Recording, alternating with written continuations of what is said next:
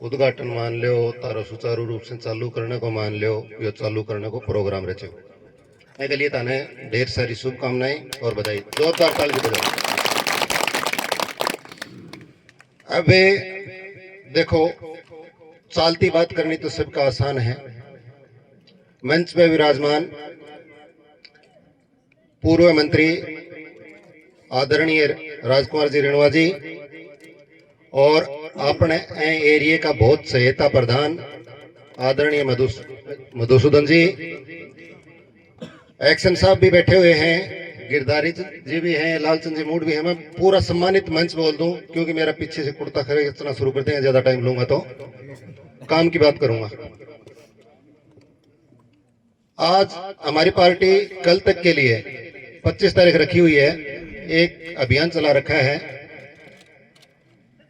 संविधान गौरव अभियान। उसका उद्देश्य बताता हूं मैं पहले, वो क्यों चलाना पड़ा कि कुछ पिछले चुनावों के अंदर एक रूमर फैला करके कि भारतीय जनता पार्टी संविधान खत्म करेगी, वो जातिवादी हैं। पहले तो ये बताओ, दिल से बोलना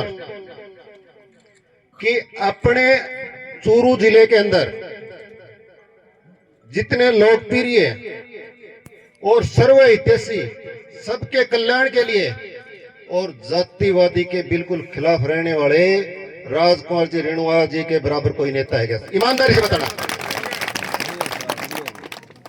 पूरे चूरू जिले की बात किया है मैंने, चाहे पक्ष हो चाहे विपक्ष हो।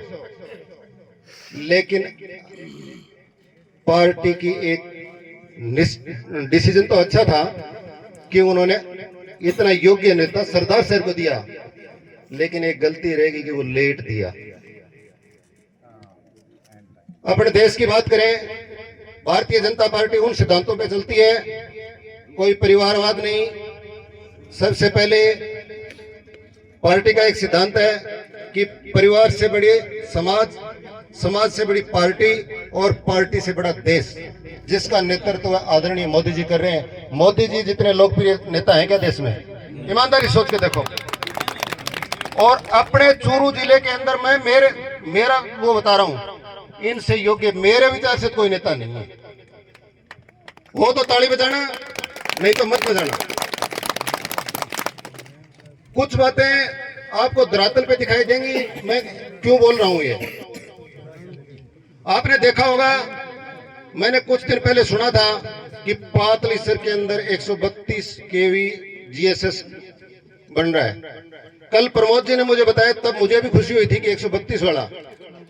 ये गहलोत जी ने इसकी घोषणा की थी करीब 2-3 साल पहले।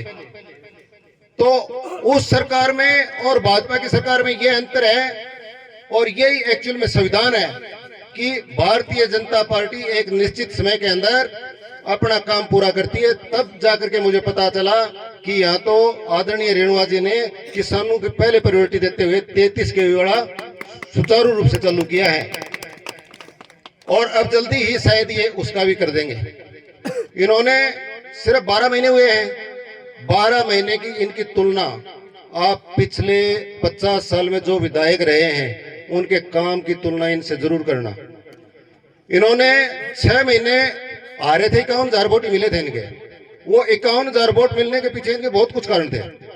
यदि मैं गारंटी से बोल सकता हूं, इनको यदि 15 दिन पहले पार्टी टिकट देती तो ये 50,000 से ज्यादा वोटों से जीतते।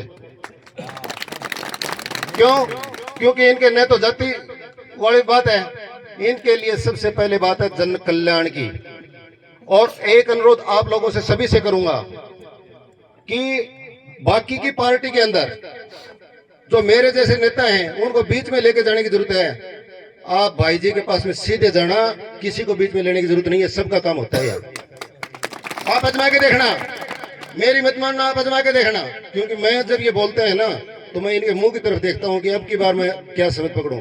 मुझे कोई ऐसे राजनीति में कोई चुनाव लड़ने का कोई इंटरेस्ट नहीं है। मैं आप कईयों को ये भय होगा कि ये तो नेता नया आ गया, मुझे कोई इंटरेस्ट नहीं है। क्योंकि मैंने स्वतंत्र गांव का दौरा करके भाई जी से मेरी पहली मुलाकात थी, वो भी मैंने इनका पहले चूरू के अंदर नाम सुना था। भाई जी सही है कि ये बात, जाने भी कौन था। मैंने स्वतंत्र गांव का दौरा करने के बाद में मुझे ये पता चला कि मेरे क्षेत्र के विकास के लिए अब की बार एक सक्षम योग्य कैंडिडेट आ रहा है, तो हमें ऐसे गोचा नहीं देना चाहिए। और मैंने अपना बगैर पर्चा उठाए, कुछ लोगों ने मुझे सलाह दी कि आपको फोन करे तब करना। अरे मैं बोला यार वो वैसे ही बिजी हैं, पार्टी ने वैसे ही आज एट ए टाइम पे किया है। मैं मेरा खुद पर्चा उठा करके और खुद ने जा करके इनको वो समर्थन किया था। उस दिन तक कंडीशन ये थी कि यदि भाई जी को टिकट नहीं मिलती तो भारतीय जनता पार्टी 25,000 वोटों के अंदर सिमट दी।